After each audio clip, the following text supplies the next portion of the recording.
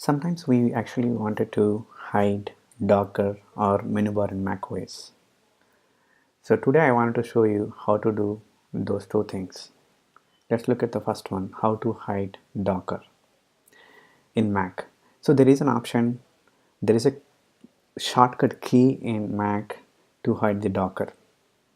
The shortcut key is Command Option D. If you press all of them together, so it will hide the Docker. So you have seen it has disappeared. If you actually move the cursor near to the Docker, it will reappear again. And if you remove it, it'll it'll disappear again. So that's how we can hide the Docker. Let's look at how to hide menu bar, which is actually appearing on top of the monitor, basically on top of the screen. So open up the system preferences and go to general. There is an option called automatically hide and show the menu bar. Select that checkbox, it will disappear.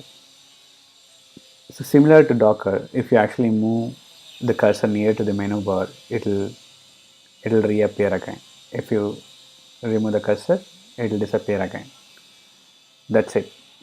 That is how we can hide Docker and menu bar in macOS.